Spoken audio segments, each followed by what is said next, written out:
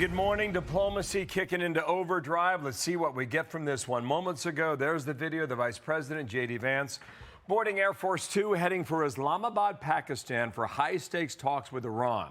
High stakes, he said. Can they create an agreement that will end the war once and for all? I don't think so. This will make any difference at all.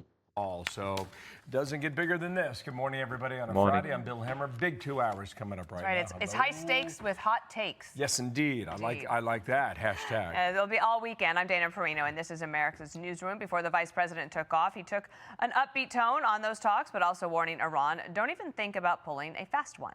This is what J.D. Vance said. Listen. We're looking forward to the negotiation. I think it's going to be positive. We'll, of course, see. As the President of the United States said, if the Iranians are willing to negotiate in good faith, we're certainly willing to extend the open hand. This is what it is. If they're going to try to play us, then they're going to find that the negotiating team is not that receptive. So we're going to try to have a positive negotiation. The President has gave us some pretty clear guidelines, and we're going to see. So I hope you guys have a safe flight. We'll certainly take some questions later on.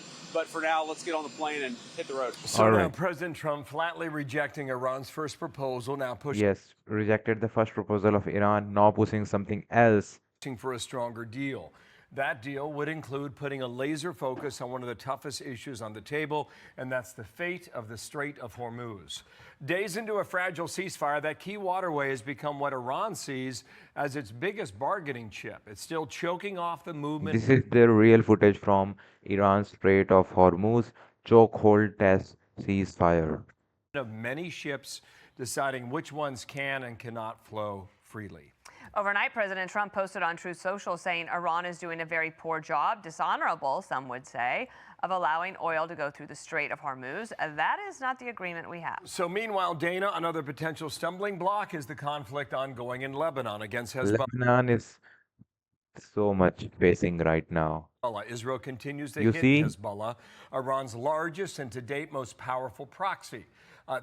Lebanon is the proxy of Iran. Regime insisting that any move to exclude this from the ceasefire talk is a non-starter for them. Damn, Peter Doocy and Trey Yingst have been covering this story from the get-go. They join us from the White House and from Tel Aviv. And Peter, let's start with you. Any other word? This is from White House and this is from Tel Aviv. About how the president advised J.D. Vance before he took off?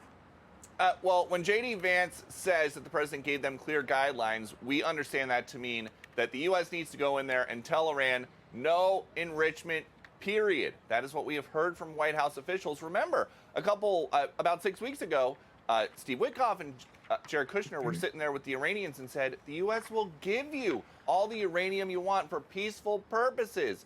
You just can't use it to... one thing I let you notice, guys, the height difference in this backside is too much. Look at this man and look at the other ones. The height difference is too much. Enrich a bomb. And Iran said no. Now they are, of course, adding J.D. Vance to the equation. And so we'll see how things go. We don't even really know what the format is yet. They had indirect talks last time. These will be TB. Let's see. Earlier this week, President Trump What is happening in Israel, Iran, and that area? Said there was an agreement to go into Iranian territory in the future and dig up that enriched uranium that was buried in the aftermath of Operation Midnight Hammer and then remove it from the country. Iran's nuclear chief this week said they will maintain the right to enrich uranium. And so a lot of points to work out here at the negotiating table. And the question here... This is Islamabad, Pakistan. U.S. Vice President J.D. Vance is going there. Here is whether or not the Iranians are willing to make a good faith deal. And then, Peter, how is the White House processing the increase in oil prices, the concern people have going forward, and, of course, the inflation report today?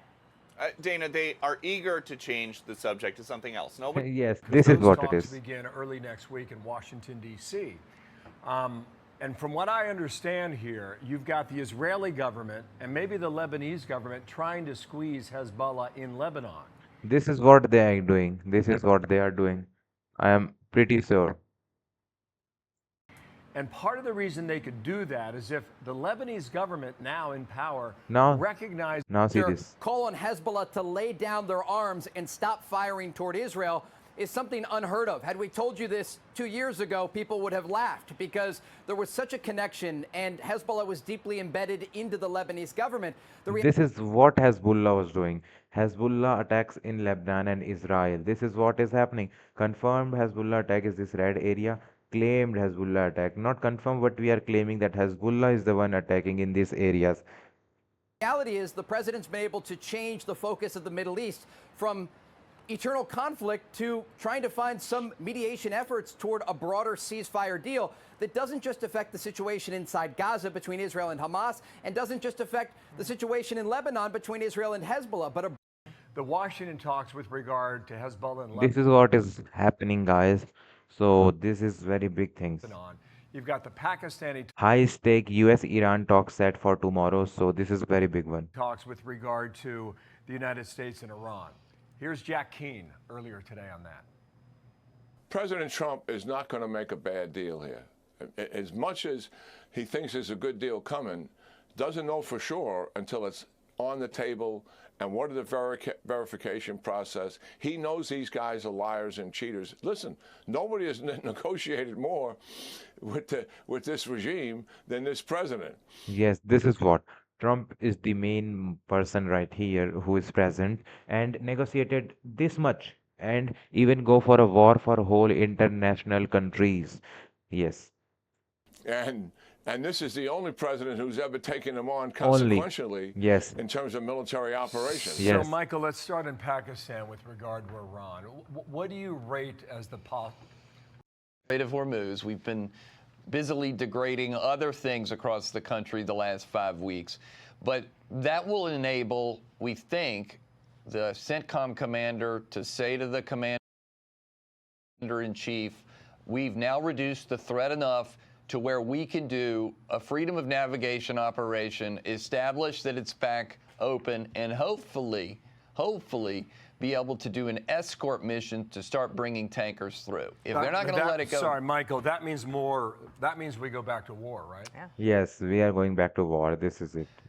Yeah, I mean, I'm afraid so. I mean, let's see what happens this weekend. We've got This is very bad, guys. This is very bad. War is not ending, and something big is happening this weekend.